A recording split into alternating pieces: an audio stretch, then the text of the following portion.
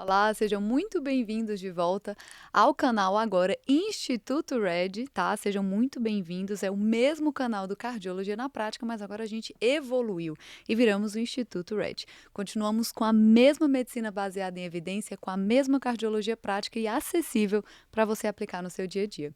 E hoje eu estou começando um quadro novo também. O quadro de hoje, para quem não me conhece, eu me chamo Bárbara Valente, sou cardiologista e trago aqui a cardiologia do dia a dia para você aplicar por aí, tá?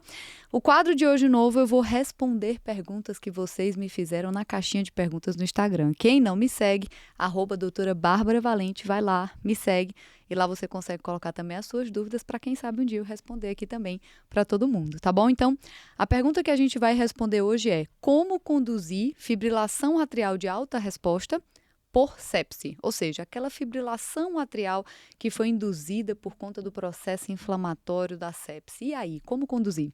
Queridos, essa situação é uma situação tão comum e é uma situação que tem algumas características tão peculiares que a própria diretriz americana, o próprio American Heart fez uma diretriz específica para o manejo da fibrilação atrial que ocorre durante a hospitalização, né? Então, em que cenários seriam esses, né? Então, gente, é aquele paciente que tem fibrilação atrial que ocorre secundário a um processo isquêmico, uma fibrilação atrial que aparece após uma cirurgia, uma fibrilação atrial que aparece após um distúrbio hidroeletrolítico, uma fibrilação atrial que aparece por conta de uma sepse, perfeito? Então, sempre que ocorre ali um primeiro episódio de fibrilação atrial, onde eu tive um trigger, né, um evento que desencadeou aquela fibrilação atrial, a gente coloca dentro desse cenário, né, de fibrilação atrial que, né, está ocorrendo dentro de um cenário agudo e que a gente vai precisar ter alguns cuidados aí no manejo. Então, primeira coisa que eu quero que vocês saibam sobre isso. O que a gente precisa fazer quando a gente está diante de uma fibrilação atrial dentro desse cenário? A gente precisa buscar incessantemente a causa. Por quê? Porque você só vai conseguir, de fato, ter sucesso no controle da frequência cardíaca ou na reversão para ritmo sinusal, né? Vai depender da estratégia que você escolher, se você controlar melhor o fator desencadeante. A gente sabe que, obviamente, a sepse depende um pouquinho ali do tempo de antibiótico, depende do paciente não estar desidratado, mas procure, né, de fato, tentar controlar todos esses outros aspectos para que você possa ter sucesso no controle, no tratamento que você escolher para controlar a fibrilação atrial, perfeito? Então, se o paciente estiver com potássio, né, baixo, se o paciente estiver com magnésio baixo, se o paciente está com febre, né, fazer o antitérmico, se o paciente está hipovolêmico, né, então tentar controlar todos esses fatores vai ser importante no tratamento da FA. Segundo passo, você deve optar por controle de frequência ou por controle de ritmo. Quando a gente fala controle de ritmo na FA, a gente sempre está falando de você reverter o paciente para ritmo sinusal, perfeito? Bom, qual a melhor estratégia, doutora? Qual dessa eu deveria escolher? Meus queridos, na grande maioria das vezes, um FA, primeiro episódio ali, onde ele ocorreu por um fator desencadeante muito claro, na grande maioria das vezes, esse paciente vai reverter espontaneamente para ritmo sinusal, tá? Então, não precisa dessa angústia se o paciente estiver estável hemodinamicamente, tá? Então, se o paciente está estável hemodinamicamente, ou seja, não apresenta nenhum dos 4 Ds de instabilidade, diminuição da pressão, hipotensão, diminuição do nível de consciência, rebaixamento do nível de consciência, dor torácica ou dispneia, né? Por exemplo, aquela FA de alta resposta está levando a congestão pulmonar, está levando a edema agudo de pulmão, aí ela está instável, né? Então, se o paciente não apresenta nenhum desses sinais de instabilidade, é um FA estável. Então, você pode sim, nesse primeiro momento, e deve optar por uma estratégia de controle de frequência inicialmente. Por quê? Porque a grande maioria delas vai reverter espontaneamente para ritmo sinusal. E aí, basta que você faça, de fato, ali, inicialmente, por exemplo, um beta-bloqueador para controle de frequência cardíaca. Então, a gente sempre fala ali do metoprolol, né? Que você faz ali metoprolol 5 miligramas endovenoso, lentinho, tá? Não faz rápido para não levar a hipotensão. Então, faz ali em 2 minutinhos, você faz 5 miligramas. Pode repetir até mais 2 vezes, fazendo um total ali de 15 miligramas. Perfeito? Qual o alvo de frequência cardíaca que você deve almejar? Ali abaixo de 110, tá? Se for pós-operatório de cirurgia cardíaca, tem que ficar ali um pouquinho mais baixo, abaixo de 100, tá? Boa.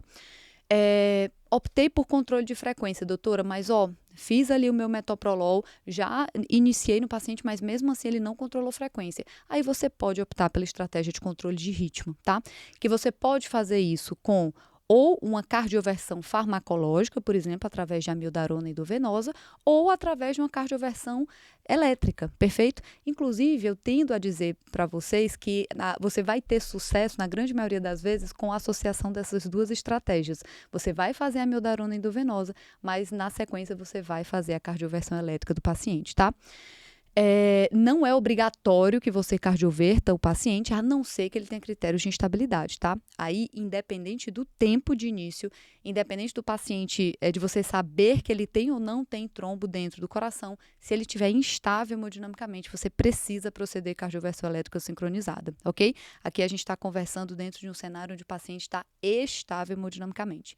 Então, paciente estável hemodinamicamente, a primeira estratégia é controle de frequência com beta-bloqueador ou bloqueador de canal de cálcio, perfeito, ou até mesmo também um deslanosídeo, né? Se o paciente estiver ali com insuficiência cardíaca descompensada, um FA de alta resposta, ou seja, o desencadeante foi a IC, né? Você pode lançar mão do deslanosídeo para ajudar ali no controle da frequência cardíaca. Perfeito?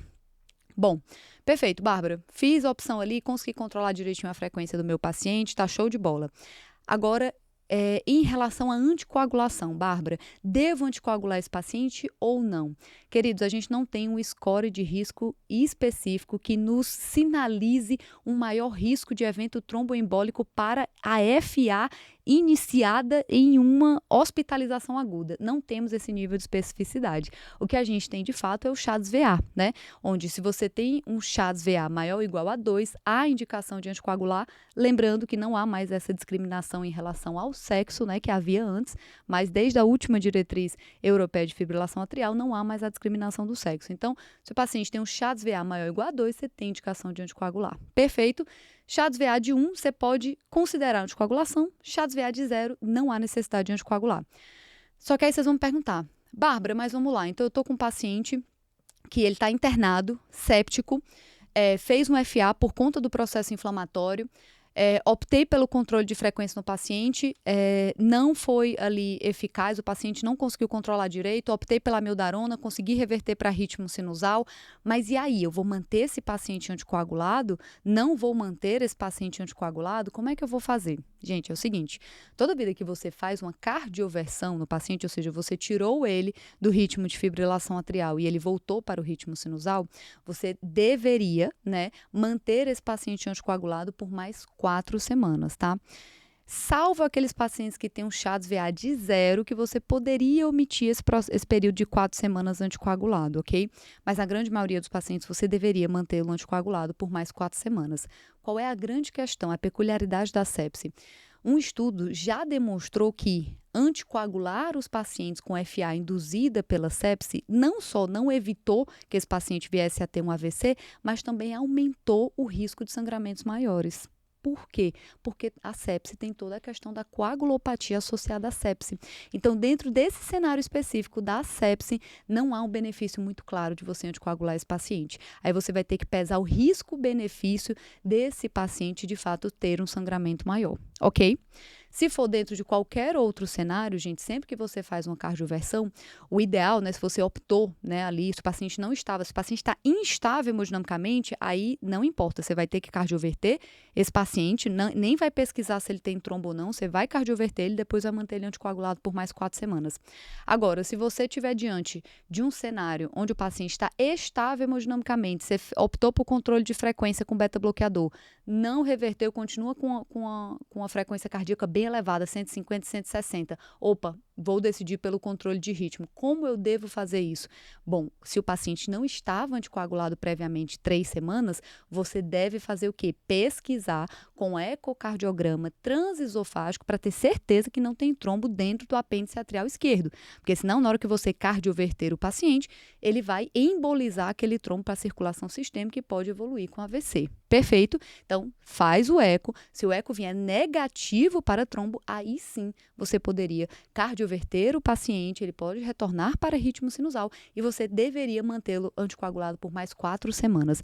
Bárbara, mas o CHADS-VA desse paciente é de 1, por exemplo. Eu nem sei se eu anticoagularia ele no longo prazo. Não importa. Gente, quando o paciente está ali nesse período dessas 4 semanas após a cardioversão, é o tempo mais ou menos que o átrio leva para sair daquele atordoamento e, de fato, recuperar a sístole atrial, tá? Então, contando que nesse período ele poderia ter um risco maior ainda de fazer trombo, então você deveria mantê-lo anticoagulado durante as 4 semanas, perfeito? E se ele tiver um CHA-2-VA elevado, você vai manter ele anticoagulado o resto da vida. Perfeito? Bom, acho que eu falei tudo em relação a esse cenário. Só não quero que vocês esqueçam que toda fibrilação atrial, mesmo que tenha tido um fator desencadeante agudo, um processo inflamatório, um distúrbio hidroeletrolítico, uma intoxicação alcoólica, isso sempre vai aumentar o risco desse paciente vir a ter fibrilação atrial no longo prazo, tá, gente? Então, é muito importante que esse paciente siga acompanhamento com o cardiologista e faça uma monitorização de perto, tá? Para que você possa sempre ir vendo os fatores de risco para que você consiga controlar, determinar ali qual vai ser o melhor tratamento no longo prazo para ele, se é controle de frequência ou é controle de ritmo, e de fato ter, né, sucesso no acompanhamento de todos os outros fatores de risco que podem perpetuar aquela arritmia, tá bom? E, obviamente, também acompanhar a questão da indicação da anticoagulação no paciente com fibrilação atrial, ok? Então, esse paciente precisa ser acompanhado no longo prazo por um cardiologista, para que, né, todos esses fatores possam ser acompanhados de perto. Queridos, espero que vocês tenham gostado do vídeo de hoje. Tudo isso que eu falei, né, do manejo da fibrilação atrial na emergência, está no nosso livro Manual de Emergências Cardiovasculares e Clínicas, no fluxograma especificamente da página 43, tem todo o manejo da fibrilação atrial na emergência. Então aqui eu falo bem direitinho para vocês, se o paciente está instável, vocês devem proceder cardioversão. Se o paciente não está instável hemodinamicamente, você deve sempre optar pelo controle de frequência. E aqui a gente dá todas as orientações. Então, se o paciente não tem frequência, não tem fração de ejeção reduzida, você pode usar o metoprolol ou pode usar o deslanosídeo. E interessante também, foi bom ter trazido o livro para eu lembrar para vocês que a gente sempre deve usar o sulfato de magnésio como terapia adjuvante para controle da frequência cardíaca na FA. Sabiam disso? Saiu na última diretriz americana e a gente já está aqui no nosso fluxograma também, porque de fato ajuda muito na prática. E outra dica importante, se você tiver com um paciente com uma fibrilação atrial de alta resposta ventricular e ele tiver uma insuficiência cardíaca descompensada associada, ou seja, ele tem uma fração de ejeção reduzida, está descompensado, você vai fazer beta-bloqueador? É proibido, não pode. Então, você pode utilizar o deslanosídeo, como eu falei, mas também pode utilizar a amiodarona na dose de controle de frequência cardíaca. Perfeito, que essa dose é 300 mg diluído em 250 ml de soro glicosado, Evebic infundir em 1 hora. Perfeito?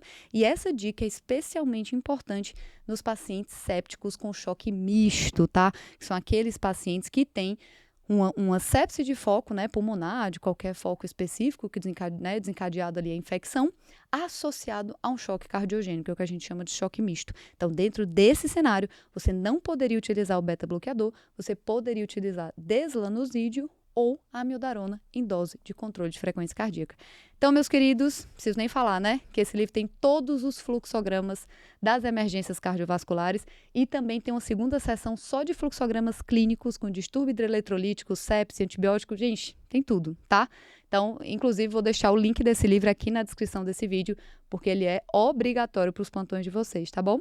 Espero que vocês tenham gostado desse vídeo, né? Já curte aqui, se você ainda não está inscrito no canal, pelo amor de Deus, já se inscreve, porque a gente traz muita dica prática aqui para o seu dia a dia, tanto do consultório do cardiologista, mas também para os seus plantões. Um beijo e até o nosso próximo vídeo.